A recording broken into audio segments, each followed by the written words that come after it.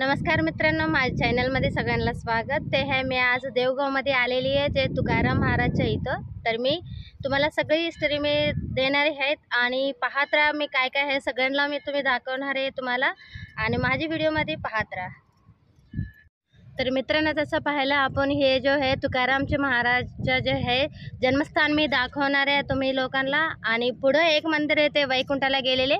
तर दोनों मी तुम्हाला दाखवणार आहे, तर पाहायचं विसरू नका.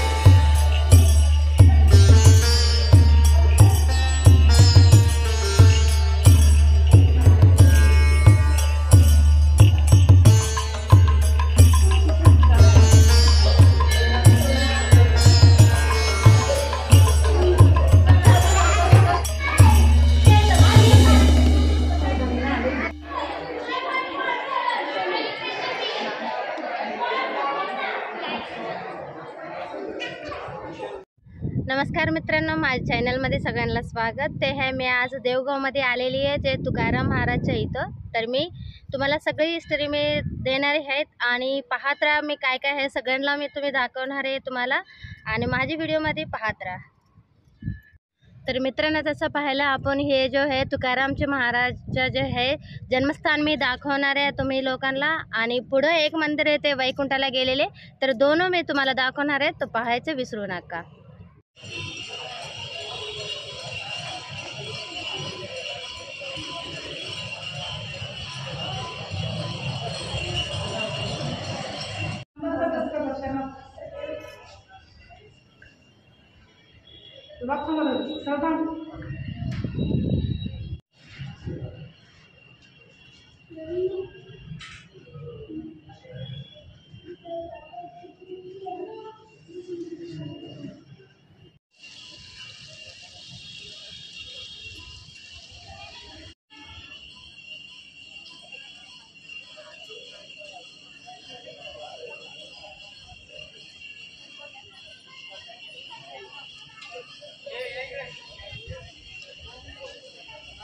तर तर मित्रांनो हे पाहू शकता संत तुकाराम महाराज जे हे वैकुंठाला जे गेलते ते हे स्थान आहे, तर तुम्ही पाहू शकता। हा तुकाराम विजयच्या दिवशी दिवसा 12 वाजून 5 मिनिटांनी अपूर्वा बनल्या जातो, म्हणजे फाल्गुन मध्ये द्वितीया। होळी पौर्णिमा झाल्याच्या नंतर 2 दिवसांनी तुकाराम बीज असतो, तर त्या दिवशी इथं 2 ते 3 लाख यात्रा असते। त्या दिवशी हे झाड दिवसा 12 वाजून 5 मिनिटांनी अपूर्वा बनल्या जातो। आणि तुम्ही गावामध्ये गेला की तिथं पांडुरंगाची स्वयंभू मूर्ती आहे, पंढरपुरावरना देव या ठिकाणी आले।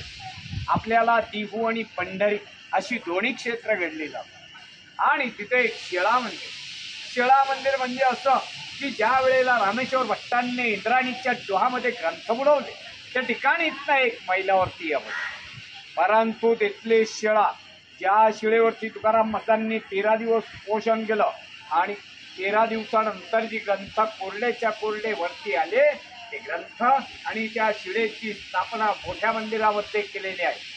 आणि मोठ्या मंदिराच्या बाहेर निघाला की उजव्या हाताला राहतेकर जन्मस्थान आणि इथं एक 3 मैलावरती एकांतात भजन करण्यासाठी जात होते, तो भंडारा डोंगर इथनं 3 मैला यावर। आणि हे म्हणजे तुकाराम महाराजांचं वैकुंठ स्थान। त्यांनी समाधी वगैरे काही घेतलेला नाहीये, देहासहित वैकुंठाला गेले आणि वैकुंठावरनं 3 वेळा परत आले। तर संताजी जगनाडांसाठी कसे आले? संताजी जगनाडे म्हणजे तुकाराम महाराजांचा उजवा हात असतात।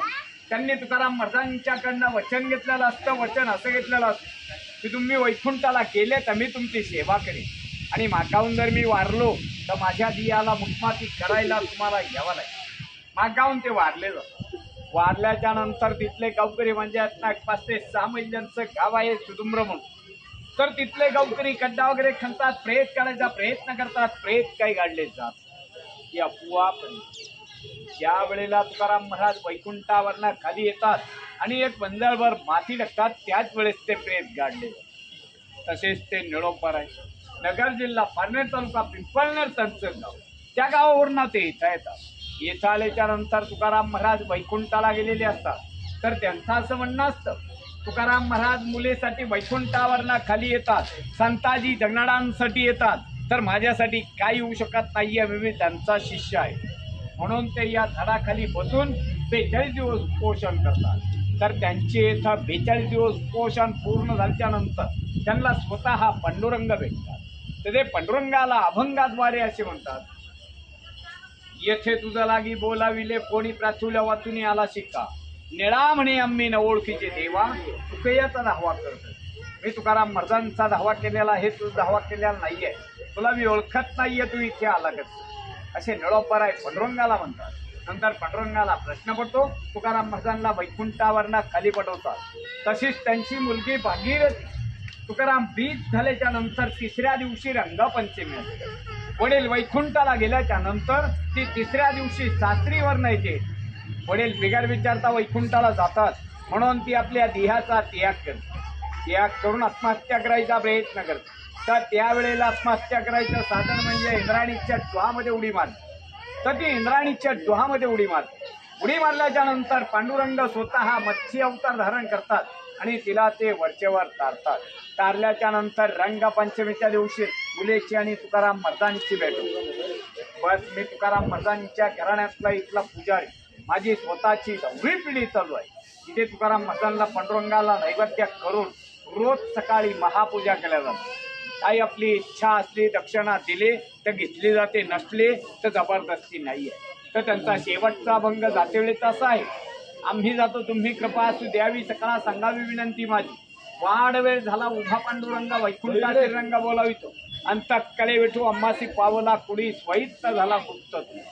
बोला तुकाराम महाराज की जय। तर मित्रांनो हे जे तुम्ही आज मी दिलेले तुम्ही लोकांना जो संत तुकाराम महाराजची सगळी हिस्ट्री मी तुम्हाला दिलेली आहे, आणि हे कसे लागलं हे पूर्ण प्रयत्न केलेले आहे की पूर्ण व्हिडिओ चांगला केलेले, आणि कसं हे लागले तर तुम्ही कमेंट करून नक्की सांगा।